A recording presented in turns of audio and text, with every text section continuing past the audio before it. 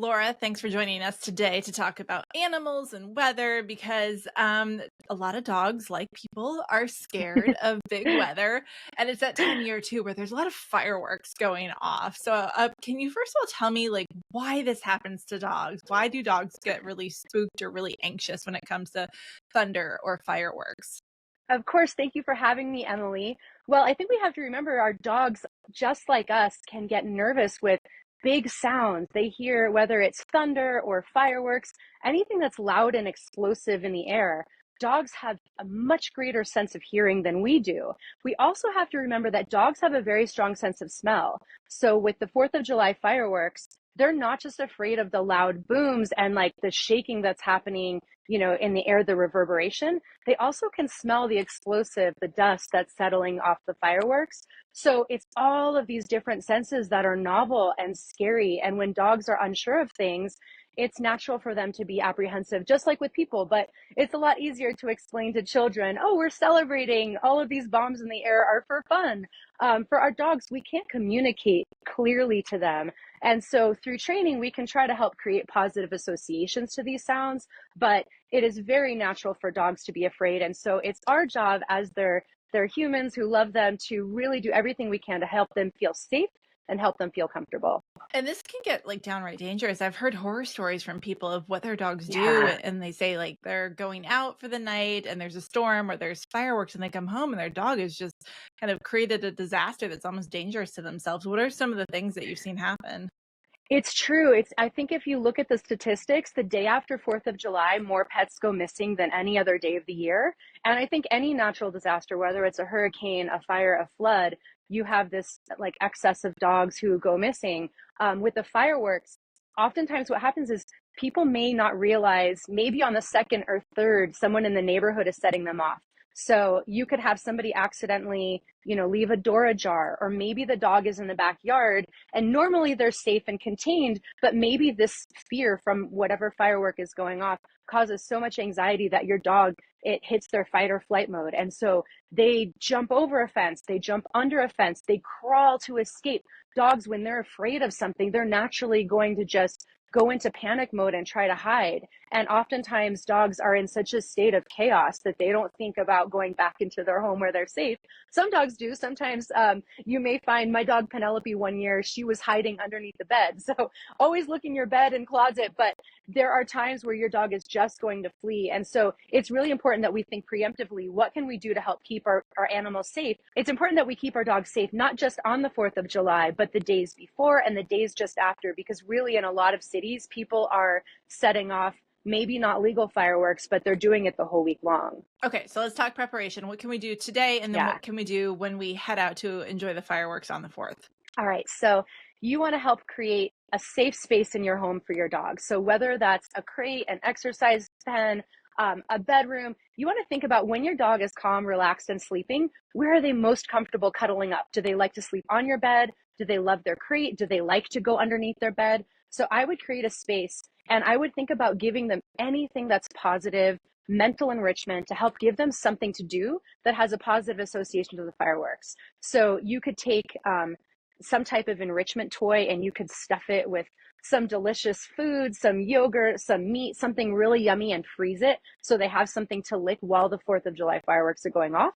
You could take a marrow bone or any type of frozen chew, but you also want to think about what sounds can you create in your natural environment that will help to tune out the fireworks. So maybe it's your dishwasher, your laundry machine, a fan, your television, music, anything that your dog would normally be used to hearing around the house, any sound that's natural in your home, and start to play it louder and louder. The other thing that we can do is in the days before the 4th of July and even on the 4th of July, every time you hear a boom, it should be a celebration for your dog. So whatever their favorite food is, try to create a positive association. So you could use chicken, steak, hot dog, whatever healthy, high protein, really delicious, like ice cream. It's not healthy, right? We don't really want to give our dogs sugar, but think about like that one special treat that your dog loves more than anything. Every time you hear a boom, yes, I'm so excited, and give your dog that something special. Cuddle them. A lot of times there was this old school train of thought of don't cuddle a dog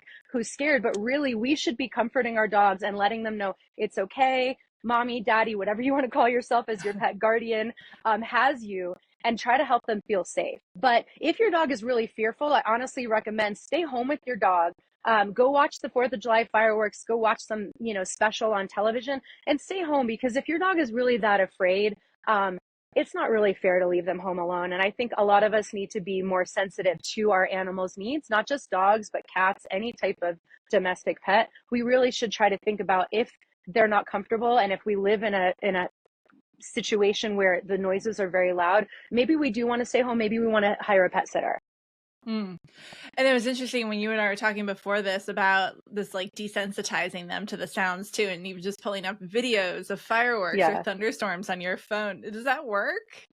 It does. It's really tough to do it just the day before. So dog trainers, we always recommend try doing this weeks, even months in advance. But here's the thing, it's never too late to start. So you could start today, you could start this year, this 4th of July, and you could use on Spotify or on YouTube, you can pull up fireworks sounds and start out at a very low volume. And you don't only need to use food. You can use your dog's favorite toy. If your dog likes to play with a ball, if they like to play tug, like really make fun things happen when they hear these sounds. Start off with the sounds very, very low, and look at your dog's body language. You want to see their tails going and their body is all wiggly and they seem engaged and connected to you. You want to see that your dog is taking food. If your dog is so afraid that their tail is tucked, their eyes are winced, their ears are back, these are all signals that your dog is uncomfortable, especially if they're not taking food. So that's your signal to go slower, to make the volume lower. And if the actual fireworks are happening, maybe go hide in a closet with them and read a book. And what do you do if, let's say, you're not even a pet owner, but it's the 4th of July Mm-hmm. and a random dog has shown up in your yard because it's fled home? What do you do if you find a stray animal? Oh my gosh, that's a really great question. So I think we all have to be neighborly and really be conscious that there's going to be a lot of animals who may go missing. So look to see if that dog has a tag that identifies who their owner is. In that case, call them. Otherwise, you want to take your dog to the local shelter because they can scan for a microchip, or you can take the dog to a veterinarian, but you really want to do everything you can to unite the dog with the owner.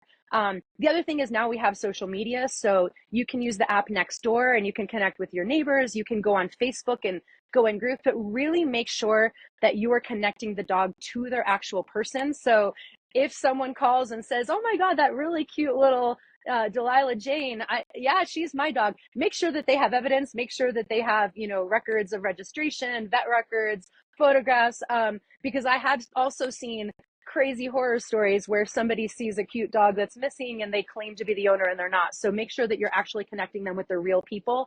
Oh. And definitely, if you don't find them yourself, take them to a shelter, because that is the first place that people are going to be looking. Yeah, that happened to me on New Year's Oh, Eve. goodness.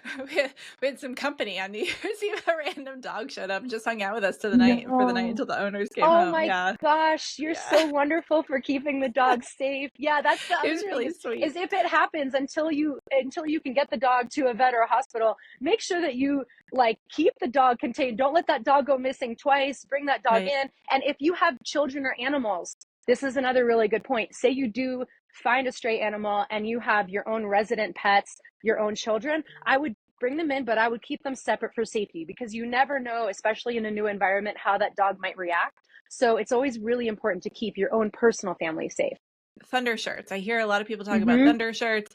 Do thunder shirts work on dogs? I wish I could give you a magic yes or no answer. Thunder shirts work for many dogs. There are also many dog owners who might not feel they're as effective, and it really depends on the level of anxiety. I want to say that thunder shirts are great because it creates this like calming, wrap sensation. There are also dog appeasing pheromone diffusers, which put out pheromones in the air, which can help calm dogs. There are essential oils you can use. There are both natural and traditional medicine solutions. And so if your dog is struggling, you probably know going into the 4th of July if your dog has severe anxiety, if they can't take food, if they're shivering, if they're so panicked, you as their pet owner know it.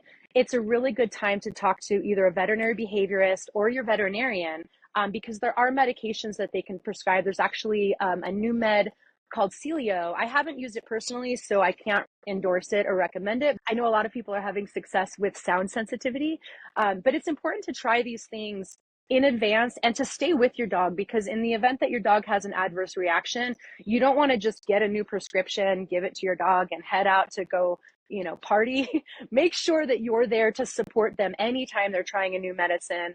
But definitely seek help. There are trainers, veterinary behaviorists, and veterinarians who are here to help you. So do everything in your power to support your animal.